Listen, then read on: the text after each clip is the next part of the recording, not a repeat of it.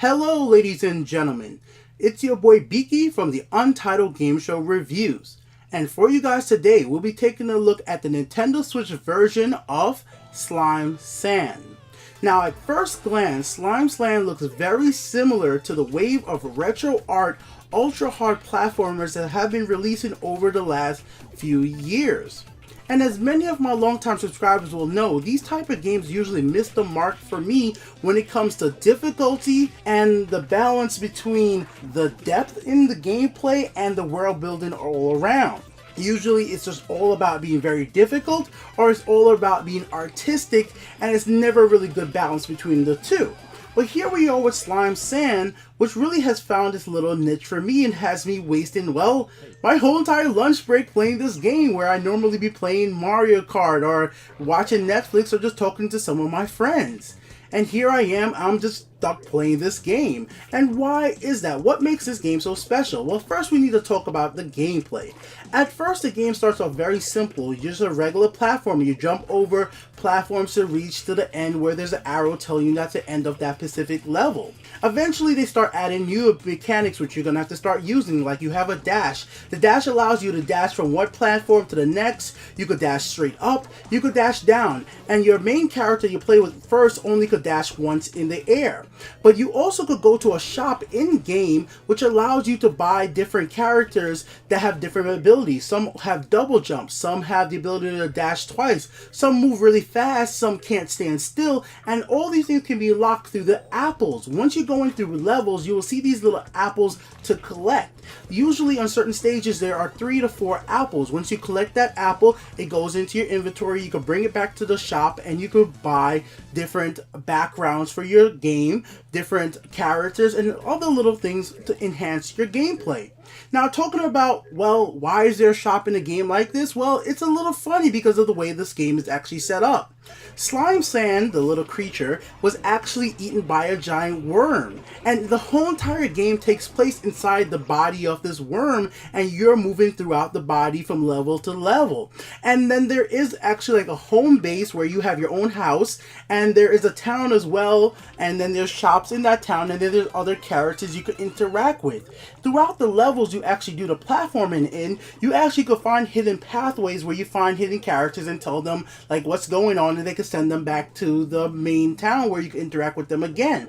And some of the characters actually have little funny things to say. Like, I met one guy which was talking about that he played Call of Duty, which I was like, wait, what? Call of Duty? It was just little funny interactions like this that got me really smiling, a little charming. Still, as charming as the game is, it is not really what kept me playing all this time. It was mostly the gameplay, which started off challenging but yet fair, introducing you to the mechanics slow enough that you had an idea of where the game was going, but still intrigued enough to say, I want to see what the next level is all about. You start off just jumping over blocks that are floating in the air, getting an apple, get into the arrow at the end of the stage. Then eventually you start using your dash to phase through objects. You press the ZR button to phase through a green block and then get to the other side. Then eventually you get to like a water stage where underneath the water you could dash as much as you possibly want, moving faster, quicker. Then you have enemies that try to kill you. Then eventually you'll run into bosses at the end of the stage. It's like, wait, there are bosses here? And then the cutscenes, like little weird cutscenes after this. Then you eventually even get to stages where you can't walk and the only thing you could do is jump or dash to move around because the floor is basically kind of like glue. And then the mechanic where you go through phasing slows down time slightly, so it makes you a little bit able to float around the level a little differently, but at the same exact time you might be slowing down time, but there is still this big red bar that's decreasing, letting you know that there's going to be this big death wall screen chasing you across the level that might kill you, keeping the pressure on you the whole entire time. You don't have a free reign to just do the level as long as it takes you. There's always a pressure that you are running out of time and you still need to hurry up to try to get things done. And that little pressure of challenge and know that red screen is coming for you kept it intense enough that you're like, oh my god, I gotta keep going, but yet it never is so fast that it makes it impossible to play the game. What actually keeps the game most challenging is the apples. The placement of the apples are so key in this game. The developers know you're gonna want the apples to unlock different characters or unlock different side panels for your background of your game or any of the other things you want to use your apples for.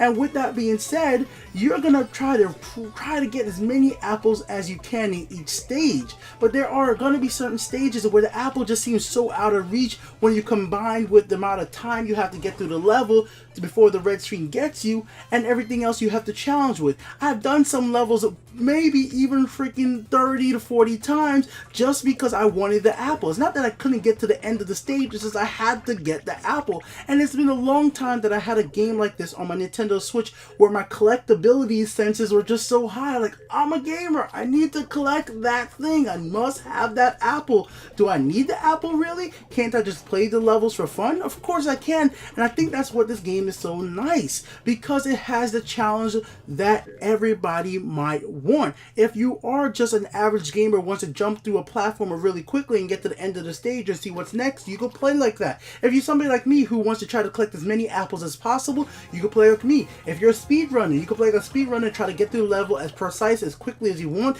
If you're somebody who wants the hardest type of gameplay ever, there's an option in the difficulties and the settings menu to let you do that as well. And then all around this, the gameplay feels great for me. Playing with either the Pro Controller or playing with the Joy-Cons both felt great. Either way is excellent. And that's what I love about this game. It feels good to play. And play the way I want to play the game. I never felt too rushed, but I never felt not rushed enough to make the pressure not on to keep me freaking like excited. There's times when I've just barely grabbed the apple and made it to the end of the screen in a split second, and those intense moments just make me absolutely love and joy smile on my face. I was at lunch literally with people around me and I'm like, "Whoo!" I jumped because like I just made it. I was that excited. Now, as excited as I am, there are no games without their faults for me personally, and there are a few little details I need to call this game out on. The art style, retro pixel, is usually just not for me. And usually I could let it be because if it doesn't affect the game in a gameplay sense or the visual sense stopping me from seeing things clearly, I would just let it slide and just say that's not my type of art style these days. But unfortunately, Slime Slam's art style does make things a little blurry in certain situations, specifically when you're looking at text. The text in the game is not that crisp. It doesn't look that great. The colors they chose for the end screen, which tells you how many deaths you have, how many jumps you did, don't look that great, especially when you're looking at the tablet view. When you're watching it on a big screen TV, it's okay, but when you're taking it on this little tiny tablet, everything's kind of mushed together. And it would have been just nicer if they may have went with a more modern art style to have everything a little bit more crisp, or just went with crisper text and just certain things just look a little blurrier than I personally think they should. And on top of that, the music is good, but I think the music could have been great. It could have been memorable. It's not something I'm like humming in my ears. It's not something that's going to say excellent gaming history music. It's just generic gaming chiptune. Now, this is a small team that made this game, so I understand they can't do everything excellent. Everything can't be as great as the gameplay. But in the end, as we all know, gameplay is king, and Slime Slam has done that. Their gameplay feels great from level to level. The characters you're interacting with, the whole entire concept of being inside this huge ass worm, like what? There are birds in this game that got eaten by a worm, and the bird even mentions that usually the early bird gets the worm, but this time I was so early the worm ate me. Like, just little tiny things like that, which I don't know why I find that kind of funny or interesting, that you meet a worm near a bird in the bottom of a worm. Like, what is this game? It's just charming, it's fun, the gameplay is good. Even trying to get to this little bird was a little challenge. You just don't walk up to this bird in this town, you have to platform there. It's its own challenge to find these little characters within the world itself, and that is such an interesting little thing. Little hidden away stuff like this makes this game special to me.